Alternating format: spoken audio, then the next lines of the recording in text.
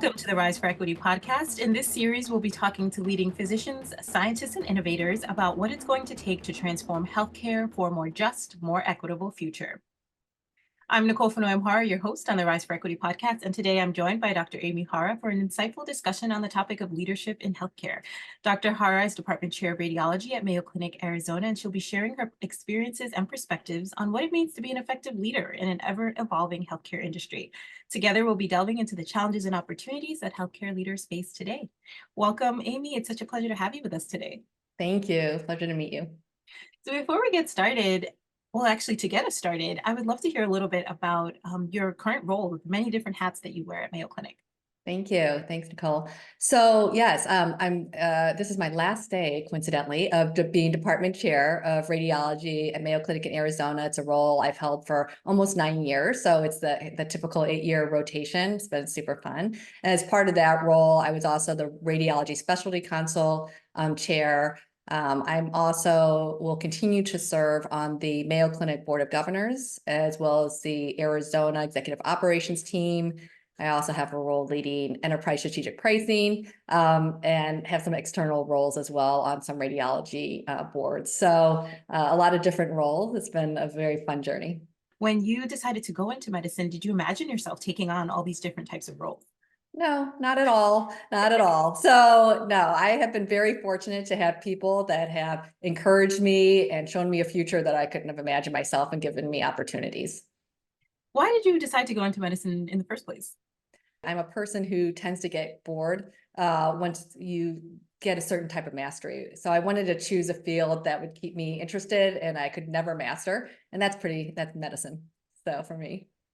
It's great. And so it's never a dull moment. And certainly with all those roles that you have, never a dull moment. In terms of your own sort of personal identities, however you define that, how has that influenced your decision to pursue medicine and also these leadership positions that you're now in?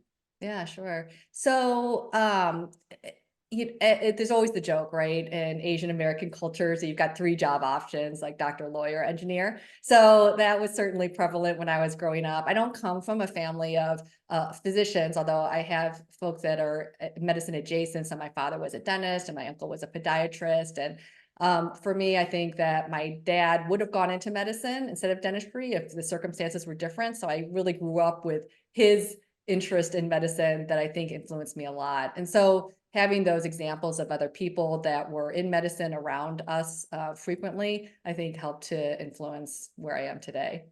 Yeah.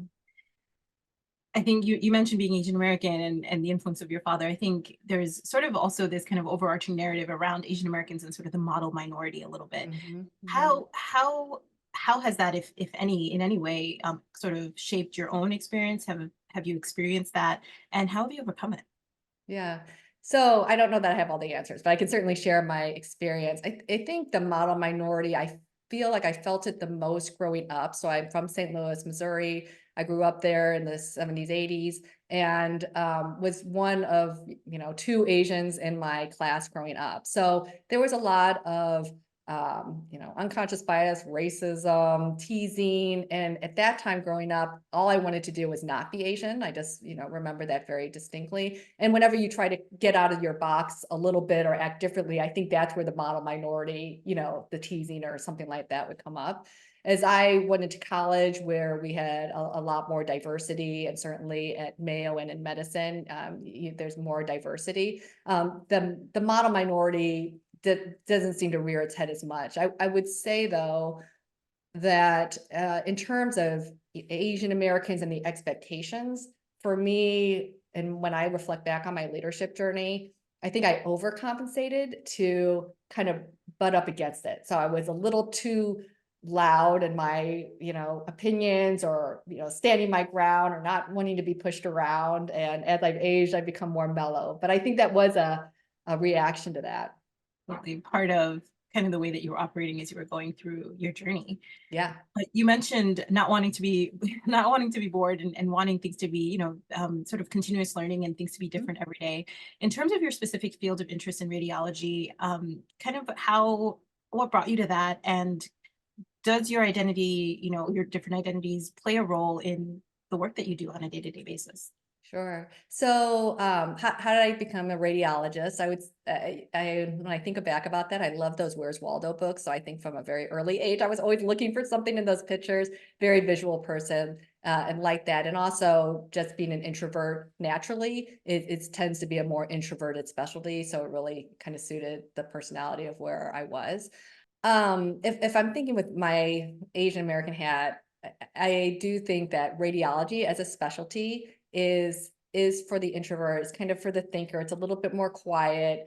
It's a little bit more in the background, and I do think that sometimes fits us in general. We grew up kind of being more quiet and in the background. So when I think about does that align, I've never really thought about it before. I can see the connections between that and choosing this type of specialty and really liking to be more part of the team than being the person in front. So that's what radiology is. We're part of many, many teams. As a fellow introvert, I'm also I'm always fascinated by leaders, right? Introverted leaders and sort of this idea of quiet leadership. How Yeah, what sort of reflections do you have around the role of, people that are, sort of thrive kind of in the background, maybe a little bit more introverted, sort of have that quote unquote quiet leadership, and are in these roles where they have to make decisions, they have to lead. Right. So for my journey, and I love that book, Quiet, I think it really helps show that there can be different leadership models because a lot of when I was first starting here, I mean, I've been at Mayo, Arizona for 20 years.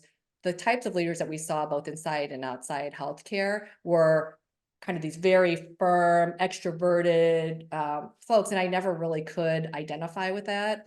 So I was really avoiding leadership, I think, for a long, like, that's not for me. I'm very happy to be a team player and in the background. I don't need that. But I do think as a society, we've evolved and we have a lot of leaders inside and outside healthcare that are not that kind of stereotypical Jack Welch type of, in your face leader. And so seeing those examples helped me. And what I realized as an introvert and how I try to put in my leadership as well, it took a lot of encouragement from other people to say, you can do this, you would be great. I just couldn't see it at all. And so I try to do that for folks too. There's, a body of people that say, well, people should step up to these leadership roles. Like, we're not going to reach out and ask them to do it because we want them to do it themselves. And my opinion has always been, man, I needed a lot of encouragement. And so I'm not hesitant to reach out to people and say, you could do this and to think about it. Amazing. And encouragement and empowerment being a really important piece. And I like Mhm. this idea too of being able to, you have to see it. If you can't see it, then you can't Right. believe you can actually do it. In terms Absolutely. in terms of your roles at Mayo Clinic, Arizona, how did you first move into this leadership role? And it could be a specific one or sort of a general kind of how did you move into leadership? Was there a specific turning point or specific opportunity that you were like, yes, I'm going to go and I'm going to do this? Sure. So I was fortunate that my mentor from Mayo Clinic Rochester, when I was a resident, came here to be our department chair. That's Dr. Dan Johnson. He was the chair before I became chair. And so we had worked together in Rochester and had a good relationship. And he was always saying, you can do X, Y, Z. He's pushed me in multiple different directions. And so soon, even after he started, and we know we're on these kind of 8 to 10 year transition with these leadership roles, my name was put forward. There was a lead program at that time where you got exposed to many leaders. They talked about, opportunities and the hard parts of it. You got a lot of leadership training. I had my first leadership coach then. So that was sometime, after I had started. But I started to develop the tools and I realized that the reason I was so hesitant was I just didn't have the tools to handle conflict or to negotiate and things like, and all those things can be learned. And so once I started to learn them, then I felt more confident that I could do it. So when this leadership role for department chair came up, I wasn't afraid of it. I spent 7 years preparing in the case that was going to happen. It's great. Now I'm hearing a second thing. So there's empowerment and then there's the tools that we need. And in Mhm, terms of thinking about the field of healthcare, are there mhm. certain things that maybe you look for, you think about when thinking about what it means to be a leader in healthcare? Are there certain qualities that make a strong leader? Yeah, I believe there's really not a single phenotype. There's so many different types of leaders. So, and I thought about that a lot because you try on some different coats when you become a leader, like I should be like this or I should be like that. And it feels very foreign. And and I think what the most important thing, I read a lot of books, it's about authenticity, because when you can bring your true self to work and those two parts are aligned, people feel it. So it's very hard to pretend to be authentic or a leader. So that was a really big point that one of the coaches said. They asked me if I put on like a suit of armor emotionally when I come to work, because I did. I felt it was exhausting because I was wearing this thing. I take it off at home and be a different person. And once I kind of put those two cells together, it became a lot easier. So I think the most important thing for leaders, try to find what your true voice is, where you come as a leader, and to be flexible, continue to learn and be curious and invite other voices in. So those are the main things I think that I've seen is consistent across good leaders. Sure. I find it really interesting, this idea of a suit of armor, which also makes me think of, this idea of, can you as a leader bring your full self? What does that actually look like and what does that mean? Especially Mhm. if on top of that, you're sort of navigating, intersecting social identities. Right. um, yeah, how do you feel about that? I mean, do you feel like at this point now you're able to bring yourself authentically to the leadership table? And and what are some of the things that sort of have made you feel confident in doing that? Sure. So, well, first, I do think that every decade when I was 40, I was a lot more comfortable in saying what I thought that I was 30. And when I went 50, now I'm really comfortable. So I think there's a confidence that grows as you're at these tables and your voice, you say something and people aren't giving you looks, or you don't have a whole story and narrative going on in your head. You grow that confidence over time. And so, for me, it was getting feedback and not letting the stories in my head kind of control what I thought was going on. Again, another great thing from coaches, because I would say someone said this thing, or they looked at me this, or this email, and they really encouraged me to uh, truth to verify. So if you felt like somebody was reacting to whatever you said in a certain way, to feel comfortable and ask them, like, was there something I said? Or, and a lot of times it was all smoke. It was just in my head. And so puncturing all those balloon stories over your head, it just, that was what was really helpful for me. That image of puncturing the balloon stories. Yeah. I think we could all use that. Uh, in terms of your leadership journey too, I mean, was it important at all to be able to, did you one, see models for yourself in people that were in leadership? And then if you didn't, now that you're sort of in a leadership position yourself, is there part of the ways in which that you lead and mentor, is that part of it too, being able to offer a model to people that are coming up behind you? Mhm. Yeah. So, I didn't have like female role models were really hard to come by, because I think that in the generation of female leaders before me, they had to develop a pretty strong suit of armor to make it to that level. And so you didn't really see a lot of the vulnerability. It was a harder type of thing. And there was also, I think at that time, there's one seat at the table for the so there's a little bit of that, which made it harder. And that was discouraging. I remember thinking like, I don't see anybody who I thought was like me at these tables.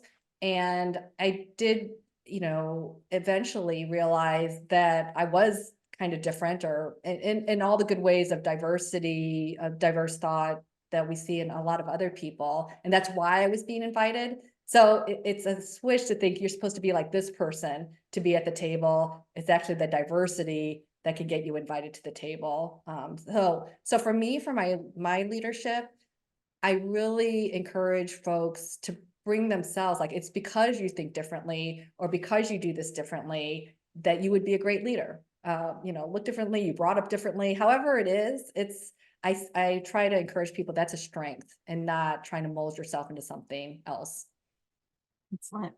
I think that's this idea of being the only one at the table, or being maybe the first one at the table, and that being sort of a superpower in its own way. But also we hear from leaders from marginalized communities that are often reporting this feeling of the minority tax, for example, and especially in Yeah. healthcare, where you have a quote unquote day job where you're a Yeah. clinician and you're doing that, and then you're also wearing all these different hats that Mhm. sometimes ask for extra labor to either represent a group or advance equity initiatives, and sometimes at the risk of your own professional advancement. Is this Mhm. something that has resonated with your own experience, or have you seen it in others, and how can we support leaders who are sort of feeling that tax or afraid of stepping into leadership positions because of that? Right. Thank you. I do want to reflect on the question that you asked earlier, which is bringing your true self to the table.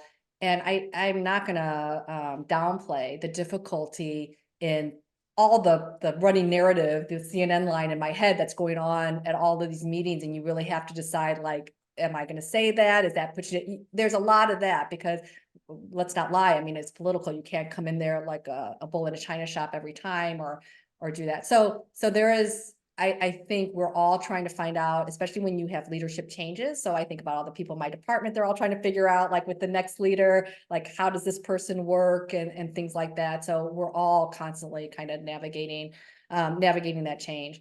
Yeah, thank you for reflecting on that. And it was Uh, just about this idea of the minority tax, right? So we want to be at the table. right. Thank you. We're often the only ones at the table. So then what does that then mean for the burden that we have and how to Mhm. help people? Because I think that studies have shown, and I think there's sort of these anecdotes around minority leaders feeling like they're burdened, and should I be taking on these leadership roles if maybe it's going to keep me Right. from advancing professionally? Yes. So I don't think I've been a great model for that, and was more ignorant going through my leadership journey. So I didn't take on the diversity roles or try to be a spokesperson for female leaders or, Asian leaders, etc. And I think it's kind of like the Chihuahua complex. Like I didn't see myself as that when I was around the table. So it didn't draw me to it. And I do think that we had so much excellent work done by Anita Meyer at Arizona and her team about these unconscious bias. And she was a great mentor to me in Arizona. And when they all published that study about introductions and how female physicians were often introduced by their first name and male physicians by doctor so and so. I I just started noticing it everywhere. I didn't It happened to me once at in a ceremony, and she was in the audience and she said, "Did you see that? Notice that?" I'm like, "No, didn't know." I mean, it was just, you don't know it. So I think my eyes are more wide open now. I would say that when I got some of these leadership roles, there was kind of this undercurrent of, oh, of course you got it because she's female and they need female leaders. Of course you got it because you're a minority. And there's some of that chatter, and that goes on in people's heads when I'm trying to bring people up. They're like, are they just asking me because I'm female or because I'm this or I'm that? And my response has always been, well, who knows, maybe, but just show them you can do it. And then that's that. So I don't spend a lot of time, I guess, in that space of worrying, how did I get here? It's more, now that I'm here, what can I do to bring others with me? And how can I, represent well? Excellent. Yes, and in that, in focusing on that, how have you brought others in to the leadership space? And then also, in terms of your day to day, I think again, I said, you're a physician, you're wearing all these different hats, and I think we talked a little bit about you wearing these different hats, but you're actually wearing one big hat with all of these other things going on. So, what does that look like?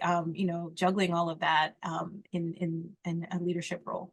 Sure. So in terms of bringing other people, I do think that over my last 9 years, we've recruited a lot of women. We've recruited a lot of Asian women in particular. And so I think there is something, they see me doing that. It helps them feel comfortable in making a move from another institution, that there are these opportunities and I'm enjoying myself and I can do it. And I don't, feel like I'm being dragged down or dumped on or things like that. So I do think that helps. And I only have my leadership journey, which I reflect on. I've seen a lot of others, but I try to give the tools as a leader that helped me the most. That's access to leadership coaching. I encourage it for all of our leaders. Actually, some think like, oh, you only go into coaching if you've got a problem. But I would say this is about developing tools in your toolbox. And the more tools that you have, the more comfortable you're going to feel taking on these roles and navigating this space. So as a leader, I know that I have really tried to provide that access as much as possible. and also sharing all of the difficulties I've had, the mistakes that I've made. This is not a job for someone who seeks perfection. So I think being real and what this job really is and all the things that go on in your head.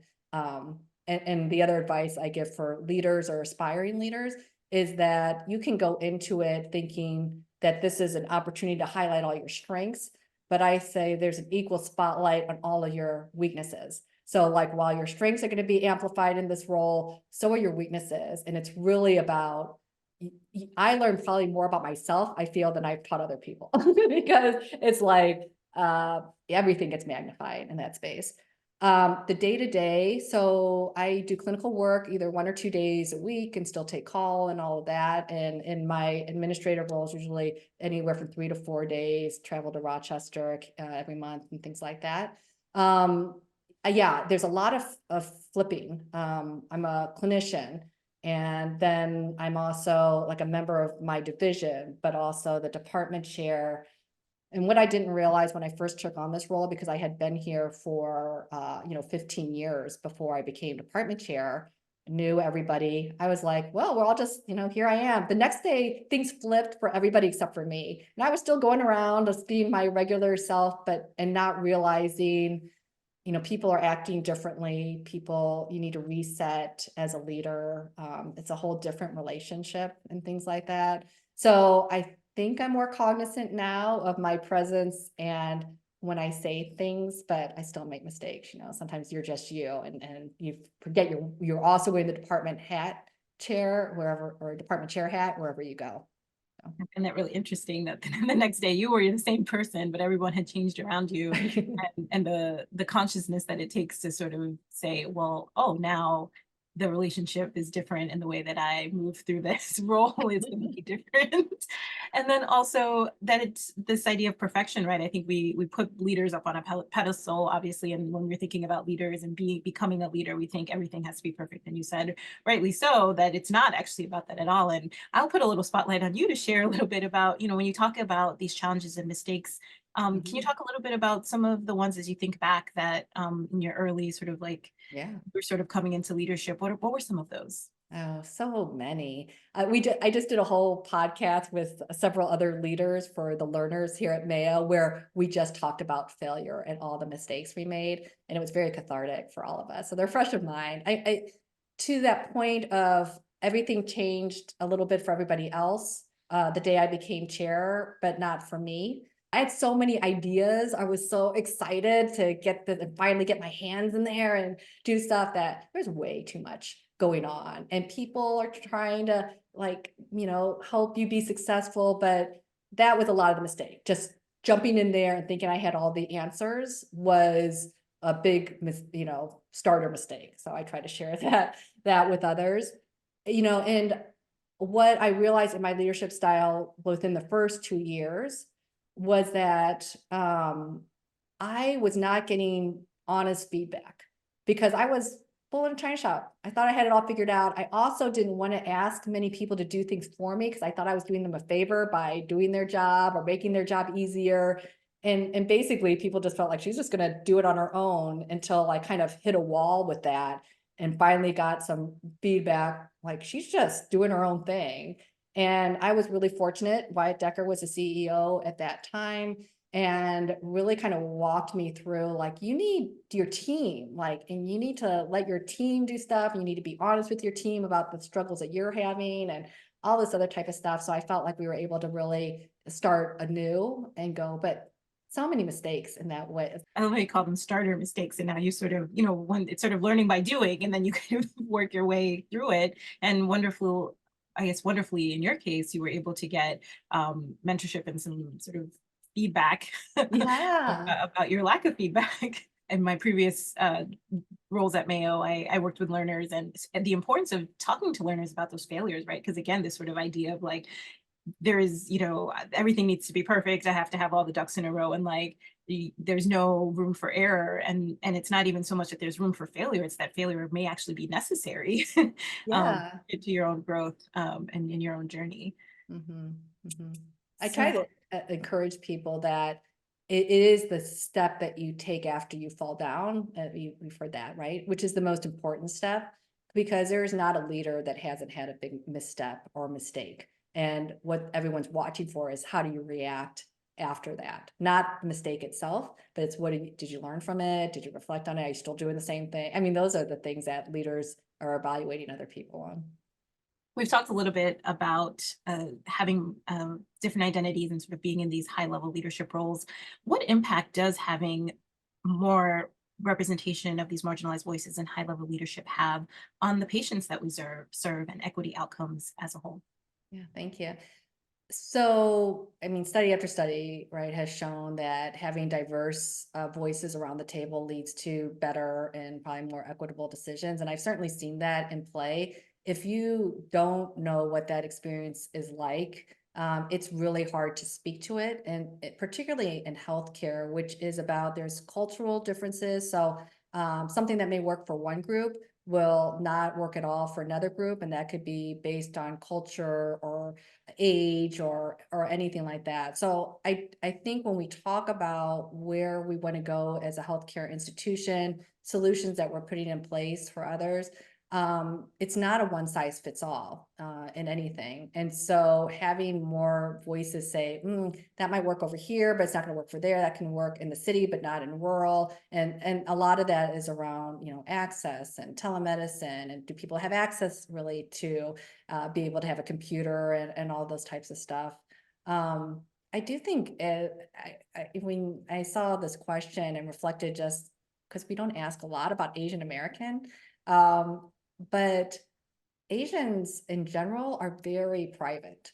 And so I think about that and the impact on healthcare, and how one approach, in some ways, they may be more comfortable with a digital interface where they can be honest about, they're smoking too much or drinking too much or not exercising, than they are with a face-to-face interaction. It's completely opposite for other groups or other people. So, and I do think that having more experiences around the table helps us to come to better decisions. It's just different perspectives too, and you sort of are able to see, I imagine, things that other people can't see, so then that can be brought to the table as well. You mentioned, we've been talking a little bit about Asian Americans, and while statistically overrepresented in the field of, as physicians in the field of medicine, Asian Americans in medicine are actually largely left out of high level leadership. What are some of the reasons for that you know of, and the barriers to that? Well, I will reflect on my own upbringing, so Japanese American. And in my house, it was be humble, don't brag. You don't really want to say anything that's too controversial, trying to make everyone comfortable, and generally just kind of holding it in. I mean, so I think that a lot of us grow up with that, and and for me too, it's hard to say what you really think, not be thinking about the other person and how their reaction and their feeling, which we always should do. But I do think the way that I was brought up, and in a lot of Asian cultures, that is a barrier, because you do need to say your voice and say your opinions at that table. And I was lucky, again, I had a lot of encouragement for people when I got on some of these leadership opportunities, is you're here because we want to hear your voice. It is not helpful for you not to say your voice. So that's one thing. I think the other thing is many of us, and I don't think this is just Asians, but Asians have a hard time bragging and self-promoting. And that's not the way to get leadership positions, but there is an art to not being shy about saying what you can do, or how you contributed to this project without, flying all your flags and not paying attention to others. So like those two things, I think those are hard for Asian folks. And also the conflict, because again, in our families, many, they didn't address conflict. And so leadership positions, it's a lot about managing conflict. And that is definitely the tool I had to work on the most, and continue to in leadership roles, to be effective. One of the things as an Asian American leader that I really had to get over from my upbringing was The expectation in our house was of course you're going to go to school and of course you're going to do well at school, and we will not overly acknowledge these accomplishments because that's the expectation. And what I realized when I became a leader is that first, encouragement costs nothing, or a good job and things like that. It wasn't in my nature to be like, great job at this, because I expected that of course you were going to do a good job. And so like that was a very cultural thing that I realized that I needed to be like much more encouraging and much more of a cheerleader than I grew up with or had seen in my thing. So, in terms of thinking about the future and sort of the horizon, what's on the horizon in terms of leadership in the healthcare industry, what are leaders doing now to increase equity across the healthcare industry? And what is sort of your vision, yeah, for that more equitable future when it comes to leadership? Mhm. Well, I think what's been really encouraging over my 20 years over at Mayo is to see the tolerance and the interest in having different voices around the table. But I do think that where it is going and where we see outside of healthcare, you look at who heads Google and Microsoft. I mean, these are different types of leaders. So we've seen a lot of different phenotypes of leaders and different ways that things can work. So I'm encouraged by that, that there will be all different types of folks at the table. And in terms of increasing the equity of leadership, I do think that there is a purposeful, and I know purposeful efforts to encourage diverse individuals to apply for these top leadership positions. What I would hope would improve, and again, this is inside and outside healthcare, is that when these less represented groups, whether it's a woman or other, uh, fail or stumble, it does seem like the rope is cut off quicker than if it's not an underrepresented group. So like that's where I think we can really improve, to realize everybody stumbles and it's not so magnified because there's just 4 people in this group, but there's 100 people in this group. They do the same thing, but it's so amplified because it's just these few. I know personally, I've had to talk to myself because sometimes you see like women, and when they fail, you're like, oh, why? And I don't have that same reaction with men because that's happening kind of all the time and it doesn't affect me in the same way. And that's like, I gotta get over that. Like they're not representing all women. We're all just trying to do our best. So that's something I've thought about. Sure. Yeah. This idea of, I guess for lack of a better term, there's a double standard when it comes to being a leader in these groups. And so the expectation and the magnifying glass is certainly, yeah, more amplified, as you said. As Mhm. we're wrapping up here, you've shared so much about your own personal experience and journey and the things that you've learned along the way. What advice would you share for those who are listening in and are interested in becoming a leader in the healthcare industry? Sure.